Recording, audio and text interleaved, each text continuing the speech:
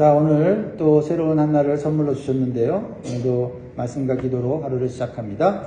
자, 기도 제목 한번 따라 하시겠습니다. 육체의 욕심을 따라 살지 않게 하시고 성령을 쫓아 행하는 삶을 살게 하소서. 아멘. 아멘. 자, 어제 말씀은 구원받은 성도의 마음에는 두 가지 욕구가 존재한다고 말씀드렸죠. 성령이 주시는 욕구와 육신의 욕구가 우리 안에 공존한다고 했습니다. 그래서 이 두 욕구가 갈등을 일으키고 다툼을 일으켜요. 그래서 우리가 무엇을 선택하느냐에 따라서 우리의 인생이 행복해질 수 있고 또는 불행해질 수 있는 것입니다. 그러나 성령을 쫓아가는 선택을 하는 성도는 반드시 성령의 열매를 맺게 되고 좋은 결과를 얻게 된다라는 것입니다. 오늘 본문은 성령을 쫓아 행하는 성도들이 삶 속에서 어떤 열매를 맺어야 하는지를 구체적으로 제시해주고 있습니다. 그러므로 이것을 우리의 삶에 오늘 적용하면서 살면 좋겠습니다. 먼저는 온유의 열매를 맺을 것을 교훈하고 있습니다. 1절을 보겠습니다. 형제들아, 사람이 만일 무슨 범죄한 일이 드러나거든 신령한 너희는 온유한 심령으로 그러한 죄를 바로잡고 너 자신을 살펴봐 너도 시험을 받을까 두려워라. 자, 우리가 살다 보면요, 가정이나 교회나 또 이웃에서 우리에게 잘못한 일을 하거나 또는 죄를 범하는 사람들을 보게 됩니다. 그럴 때 성령 받은 성도는 어떤 자세를 가져야 할까요? 이럴 때 우리는 성령의 열매를 맺는 기회로 삼아야 된다라는 겁니다. 함부로 비난하거나 정죄하는 태도를 갖지 말고 함부로 분을 내고 함부로 비판하고 함부로 거칠게 대하는 것이 아니라 그러한 상황 가운데서 내가 온유한 심령으로 어떻게 그러한 상황을 바로잡을 수 있을까 하는 성령의 생각을 가져야 한다라는 겁니다. 반대로 그 사람의 잘못을 그냥 유야무야 넘어가는 것도 성령의 생각은 아니다라는 거죠. 그 사람의 어떤 잘못된 생각이나 잘못된 태도나 어떤 죄를 지은 것에 대해서 온유한 심령으로 깨달을 수 있도록 가르쳐 줘야 한다라는 것입니다. 쉽지 않기 때문에 성령의 열매인 거고 성령을 의지해야 한다라는 것이죠. 그래서 결과는 뭐예요? 그 사람이 그 죄에서 벗어나게 해주는 것이다라는 거죠. 그 목적으로 우리가 그 사람의 죄를 지적하고 또 책망하게 될 때 자칫 잘못하면요, 오히려 다툼이 되고 오히려 안 좋은 결과를 낳는데 성령의 열매인 온유한 심령으로 그것을 하게 될 때는 성령이 도와주심으로 좋은 결과를 얻게 된다라는 겁니다. 온유는 마냥 부드러운 것은 아닙니다. 온유는 외적으로는 부드럽지만은 마음은 죄나 유혹에 흔들리지 않는 강인한 마음을 갖고 있는 거예요. 그러니까 죄를 지은 사람이, 잘못한 사람이 상대방이 부드럽게 대하니까, 자신을 이해해주는 태도를 대하니까 자신의 죄를 변명하거나 그 죄를 가리거나 그럴 때 이 온유한 심령 가진 사람은 그런 말에 흔들리지 않는 거예요. 이해는 하면서도, 그렇죠? 그 사람이 말하는 것을 그대로 받아주거나 죄와 타협하거나 덮어주는 건 아니다라는 거죠. 그러니까 이 온유라고 하는 열매가 얼마나 우리에게 필요한지 몰라요. 왜냐하면 우리 주변에 실수하고 잘못하고 죄를 지는 사람들이 많이 있지 않습니까? 그럴 때 우리가 어떻게 반응하냐에 따라서 그냥 그 죄 지은 사람이 더 죄를 짓게 내버려 둘 수도 있고 또는 그 죄에서 벗어날 수 있도록 깨우칠 수 있게 도와줄 수 있다는 것이죠. 그래서 이 온유라고 하는 이 성령의 열매는 참으로 우리에게 특히 다른 사람들을 섬기고 또 가르치고 또 이끄는 리더들에게는 너무나도 중요한 것이다라는 거죠. 그래서 성령의 도우심이 없이는 되지 않기 때문에 우리는 누군가의 잘못을 또 이렇게 깨우칠 때는 기도가 많이 필요하다. 기도를 많이 하고 성령의 지혜와 담대함을 구해야 될 줄 믿습니다. 그러면서 너 자신을 살펴와 너도 시험을 받을까 두려워 말라라고 표현합니다. 왜냐하면 다른 사람의 죄를 지적한 사람이 어느 날 보면 그 사람이 똑같아 그 죄를 짓거든요. 다른 사람이 죄를 짓는 걸 보고 나도 저런 사람과는 전혀 다르다는 생각을 해서는 안 된다는 거죠. 왜냐하면 나도 그러한 시험과 유혹에 넘어질 수 있는 연약한 존재라는 것이에요. 그래서 어떤 경우 보면 다른 사람의 죄를 막 비판하는 사람들 보면 결국 그 죄에 빠지는 경우가 더 많더라고요. 그래서 저도 그런 비판이나 그런 비난을 자제하려고 굉장히 노력합니다. 왜냐면 아유 어떻게 예수님 사람이 저래? 어떻게 목사님이 저래? 어떻게 장로님이 저래? 그렇게 비판하는 사람들이 보면 나중에 신문에 똑같이 나오더라고요. 야 그렇구나. 내가 그것을 보면서 어떻게 해요? 타산지석. 나도 저렇게 될 수 있다 하면서 저렇게 예수님 잘 믿다가도 저렇게 도덕적으로 사회적으로 범죄를 저지를 수 있구나 하면서 하나님 나의 연약함을 도와주소서 이렇게 되는 거죠. 그래서 우리는 항상 온유한 마음을 갖고 겸손한 마음을 갖고 우리가 신앙생활을 하고 사회생활을 해야 될 줄 믿습니다. 온유 겸손이 누구의 성품이에요? 나는 온유하고 겸손하니 라고 우리 예수님이 말씀하셨지 않습니까? 그러니까 예수님이 어떻게 해요? 십자가에서 자신을 조롱하고 비판하는 자들을 향하여서도 온유할 수 있었던 거는 그들을 사랑하면서도 죄를 타협하지 않았다라는 것을 보여주고요. 그렇죠? 그러면서도 자기가 하늘에서 온 하나님의 아들이다 뭐 이렇게 드러내기보다는 겸손히 이 죄 지은 자들을 어떻게 해요?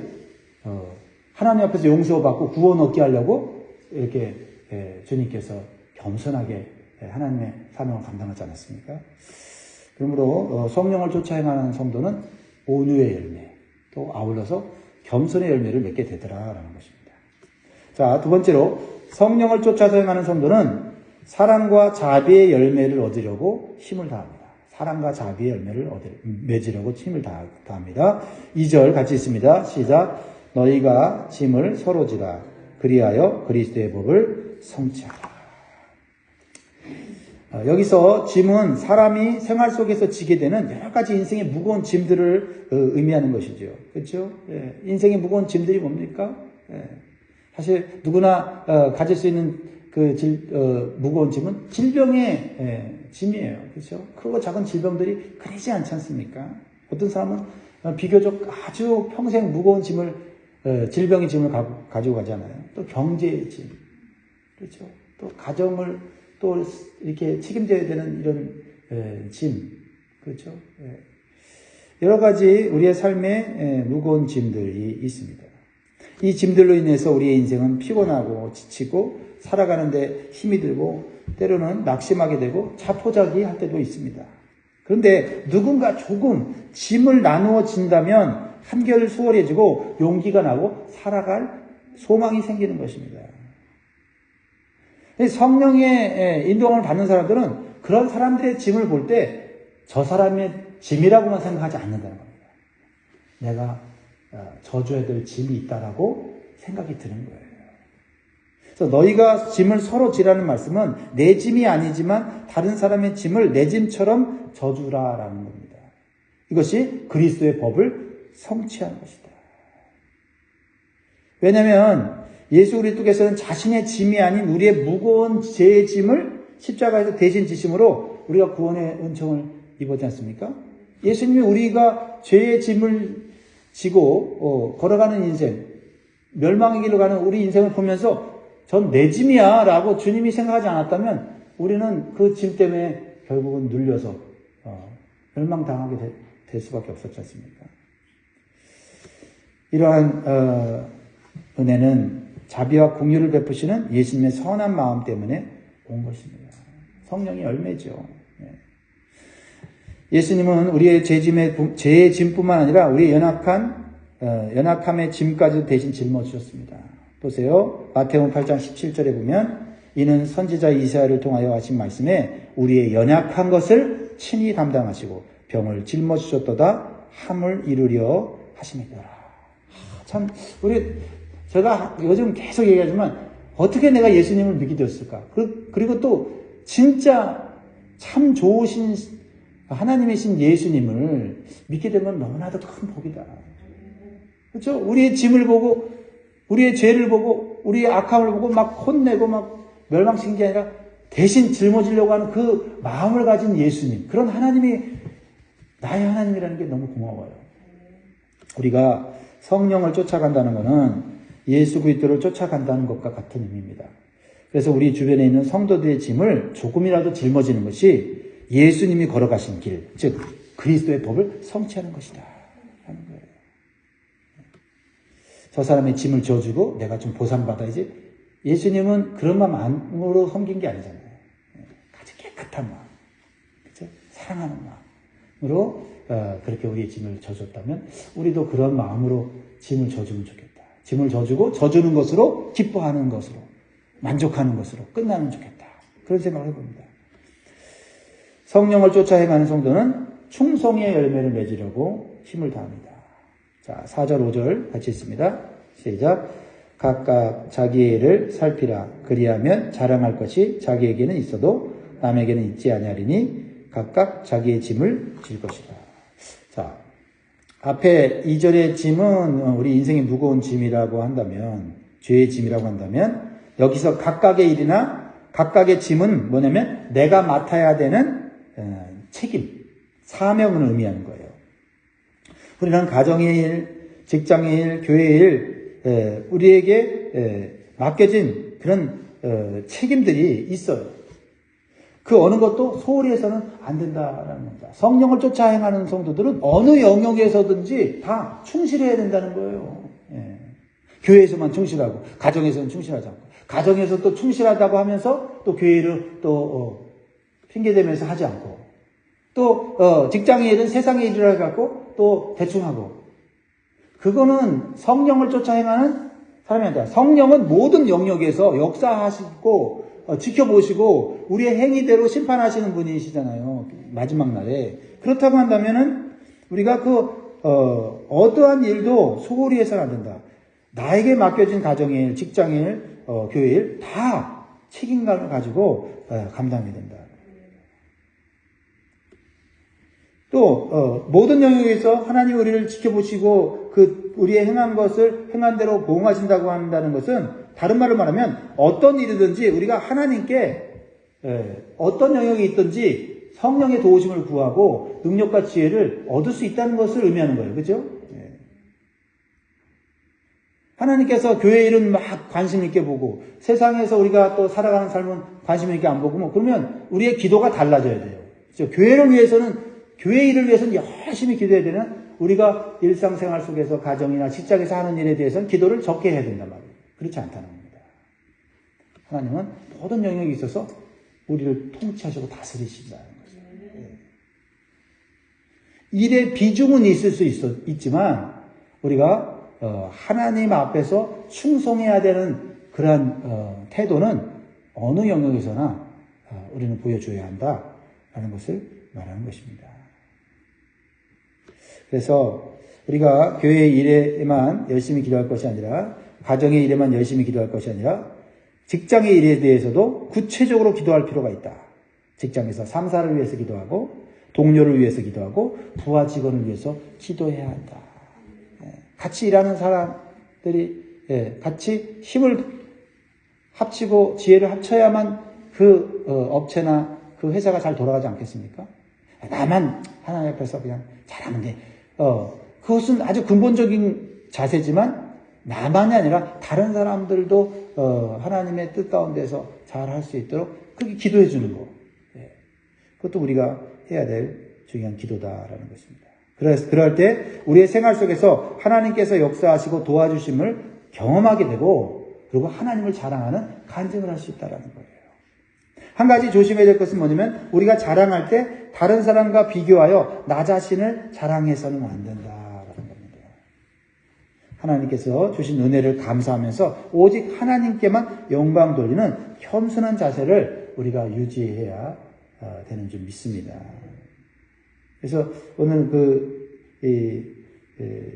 4절에 보면, 그리하면 자랑할 것이 자기에게는 있어도 남에게는 있지 아니하리니, 이게 말이 조금 애매한데, 이게 뭐냐면은 하나님이 주신 나의 은혜, 축복, 그것을 하나님께 감사하고 사람들 앞에 의시되고 그것을 자랑을 하지 말라는 거고, 또 다른 사람과 비교하면서 우월감에 빠지거나 열등감에 빠지지 말라라는 겁니다.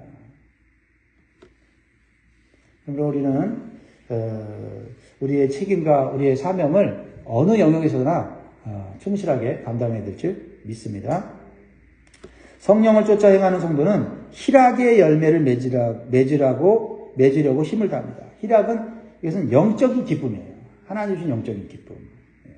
6절을 같이 읽습니다. 시작. 가르침을 받는 자는 말씀을 가르치는 자와 모든 좋은 것을 함께하라. 이 말씀 속에 하나님의 은혜와 능력과 기쁨이 포함되어 있는 거예요. 그렇죠? 교회 공동체는 말씀을 통해서 성장하고 말씀을 통해서 열매를 맺습니다. 성도들은 말씀을 통해서 자라나고 말씀을 통해서 능력을 얻고 말씀을 통해서 하나님의 일들을 성취해가는 거예요. 그러니까 말씀이 굉장히 중요한 거거든요. 그러므로 말씀을 가르치는 자와 말씀을 받는 자의 관계가 매우 중요하다는 거예요. 이 두 관계가 서로 사랑의 관계가 되지 않으면 손해가 난다는 거예요. 서로. 교회는 영적인 공동체인데 영적인 말씀이 약해지거나 말씀이 잘 전달되지 않고 잘 공급되지 않으면 교회의 영적인 생명이 약해지게 된다는 거죠. 그러면 마귀의 시험과 공격이 거세지게 되고요. 말씀이 약해진 공동체는 마귀의 시험에 농락당하고 서로 분열되는 현상들이 일어나게 된다는 겁니다. 그러니까 말씀을 가르치는 자와 말씀을 받는 자의 관계는 단순한 인간적인 관계가 아니라 영적인 관계고, 그 관계를 통해서 하나님의 말씀의 능력과 힘이 일어나는 거죠. 그래서 그 관계를 잘 바꿔야 된다라는 겁니다. 말씀을 전하는 자도 마찬가지고 말씀을 받는 자도 마찬가지라는 거죠. 그래서 사도 바울은 가르침을 받는 자는 말씀을 가르친 자와 모든 좋은 것을 함께하라고 교훈하고 있는 겁니다. 이 관계가 하나님 안에서 영적인 관계가 되도록 힘쓰라는 거죠. 그러니까 모든 좋은 것은 말씀을 가르치는 자가 말씀 사역을 잘할 수 있도록 필요한 것을 제공해 주는 것을 의미하는 겁니다. 그래서 말씀을 전하는 자는 성도를 사랑하는 마음으로 말씀을 준비하고, 말씀을 받는 자는 사랑하는 마음으로 말씀 사역자를 섬김으로 서로 영적인 유익과 열매를 얻게 되는 거예요. 그때 일어나는 영적인 기쁨이 뭐냐면 희락이에요. 희락. 그렇죠? 말씀 관계 속에서 역사하는 그 기쁨은 영적인 기쁨이잖아요. 그렇죠? 말씀을 받지 않고 가만히 있다가 말씀을 받고 은혜 받으면 막 기쁘고 막 사람들이 사랑스럽고 하나님의 일을 하려고 하는데 힘이 나고 그러잖아요. 이게 다 말씀 관계 속에서 일어나는 영적인 기쁨이다라는 거예요. 이것은 목회자와 성도만의 관계만이 아니라 먼저 믿은 성도와 나중 믿은 성도의 관계에서도 적용되는 거예요. 다 말씀 안에서 교제가 되어져야 된다는 거죠. 그렇잖아요? 이 말씀 관계가 안 되면 거기엔 영적인 힘이 없어요. 영적인 기쁨이 없어요. 거기는 사단이 역사하는 거죠. 그러니까 이 말씀 관계를, 말씀을 주고받는 관계, 말씀의 은혜를 나누는 관계를, 이거를 유지하기 위해서 모든 좋은 것을 투자해야 한다라는 거죠. 또 개인적으로는 제가 목회자로서 지난 1년 동안 성도들에게 모든 좋은 것을 제공받고 이렇게 하나님 말씀을 잘 전할 수 있게 한 것은 정말 하나님의 은혜고 또 우리 성도들의 섬김입니다. 그래서 연말이 가까우면서 제 마음 가운데 참 우리 성도들에게 감사하다라는 말씀을 전하고 싶어요. 그러므로 교회 안에서 말씀을 전하는 자와 말씀을 받는 자가 서로 말씀 안에서 풍성한 은혜를 함께 드릴 때 교회는 어떻게 돼요? 마귀의 시험을 쉽게 넘어가고요. 문제가 쉽게 넘어갈 수 있는 그런 영적인 능력과 힘을 발휘하게 된다는 겁니다. 그러므로 우리가 단순한 인간관계가 아니라 말씀 안에서 영적 관계를 유지하기 위해서 우리는 서로 힘써야 될 줄 믿습니다. 성령을 쫓아 행하는 성도는 양선의 열매를 맺으려고 힘써요. 양선이 뭡니까? 쉽게 말하면 선행입니다. 선행. 하나님 기뻐하시는 선행을 양선이라고 말해요. 자, 9절 읽겠습니다. 시작. 우리가 선을 행하되 낙심하지 말지니 포기하지 아니하면 때가 이름에 거두리라. 선을 행하는 거는요, 예수님께서 성도들의 생활 가운데 아주 강조하신 그런 열매입니다. 믿음과 함께 예수님이 강조하신 게 선행이에요. 선행을 통해서 선하신 하나님을 세상 사람들에게 드러낼 수 있으니까. 세상 사람들은 하나님을 모르잖아요. 근데 예수 믿는 사람들이, 하나님 믿는 사람들이 선을 행하면 세상 사람들이 감동을 받게 되고, 어떻게 이런 선행을 하냐, 손해보면서 희생하면서 선행을 하냐 할 때 하나님 은혜 주셨다. 그러면 하나님이 드러나게 되잖아요. 그러니까 우리가 믿음을 통해서도 하나님이 드러나지만 믿지 않는 자들에게는 선행을 통해서 하나님이 드러나기 때문에 예수님은 선행을 굉장히 중요하게 여기셨다. 물론 구원은 믿음으로 받습니다. 그러나 믿음으로 구원받은 성도는 선행이 빛으로, 소금으로 세상에 드러나야 한다는 거죠. 그래서 마태복음 5장 16절 말씀에 보면 이같이 너희 빛이 사람 앞에 비치게 하여 그들로 너희 착한 행실을 보고 하늘에 계신 너희 아버지께 영광을 돌리게 하라. 그러면서 10절에 이 선행의 어떤 우선순위라고 할까요? 그걸 말씀하고 있죠. 그러므로 우리는 기회 있는 대로 모든 이에게 착한 일을 하되 더욱 믿음의 가정들에게 할지니라. 자, 선행은 어떻게 해요? 기회 있는 대로, 기회를 만들어서 하라는 거죠. 기회를 만들어서. 그리고 모든 사람에게 착한 일을 하라는 거예요. 모든 사람에게. 기회 있는 대로 모든 사람을 하되 더 많이 해야 될 대상은 믿음의 가정들에게 하라. 여기에 깊은 의미가 있다고 생각합니다. 믿음의 성도들에게 우리가 선행을 베풀므로 그들이 힘을 얻고 경험을 얻어서 그들도 또 사람들에게 선행을 베풀기 때문에 그렇게 하라는 거죠. 근데 선을 행하다가 항상 좋은 결과를 낳지는 않습니다. 당장 좋은 결과가 나타나지 않아요. 그래서 피곤해지고 지칠 수 있습니다. 그러나 주님께서 약속하셨어요. 때가 이름에 거두리라. 그죠? 때가 이름에 거두리라. 이때는 우리의 때가 아니라 하나님의 때입니다. 그래서 우리가 선행할 때 당장의 좋은 결과를 바라면서 하면 지치고 피곤해져요. 그러나 하나님의 때에는 반드시 이루어질 거라고 믿으면 우리가 끝까지 그 선을 행할 수 있는 힘을 주신다라는 겁니다. 왜냐하면 여기에는 하나님의 놀라운 변치 않는 자연의 법칙과 영적인 법칙이 있기 때문에 그렇다는 거죠. 반드시 선행을 심으면 선행의 열매를 맺게 되는 때가 온다. 그렇죠? 나쁜 것을 심으면 당장 그 나쁜 것에 대한 해가 오지 않지만 반드시 나쁜 것을 심은 것에 대한 대가를 받게 된다는 거죠. 7절 말씀이잖아요. 스스로 속이지 말라. 하나님은 업신여김을 받지 아니하시나니 사람이 무엇으로 심든지 그대로 거두리라. 사람이 무엇을 심든지 그대로 거두리라는 법칙은요, 이것은 우리가 반드시 마음에 새겨야 될 법칙이에요. 자연의 법칙이기도 하고 영적인 법칙이기도 해요. 우리의 삶에 무엇을 심느냐에 따라서 우리가 나중에 결과를 얻는 거예요. 왜 나한테 이런 일이 생기지? 왜 하필 나한테 이런 일이 생기는가?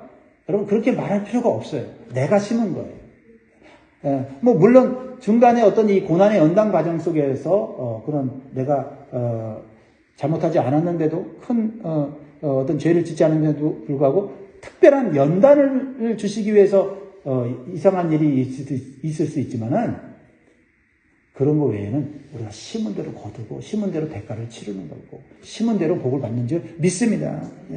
그래서 우리는 육체를 위해서 심지 말고 성령을 위해서 심는 연습을 이 땅 가운데 해야 됩니다. 8절 자기의 육체를 위하여 심는 자는 육체로부터 썩어질 것을 거두고 성령을 위하여 심는 자는 성령으로부터 영생을 거두리라.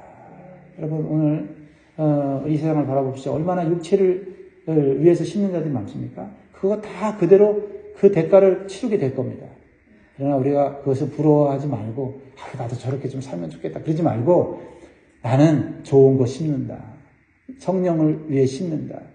이렇게 우리가 성령의 생각을 가지고 성령이 주시는 그런 욕구를 가지고 오늘도 선하고 아름다운 것들을 심기를 주의 이름으로 축복합니다. 자, 오늘 우리가 새로운 하루를 시작하면서 어떤 성령의 열매를 내가 맺어야 할까 묵상하시면서 기도로서 성령의 능력과 지혜를 구하시기를 주의 이름으로 축원드립니다. 기도하겠습니다.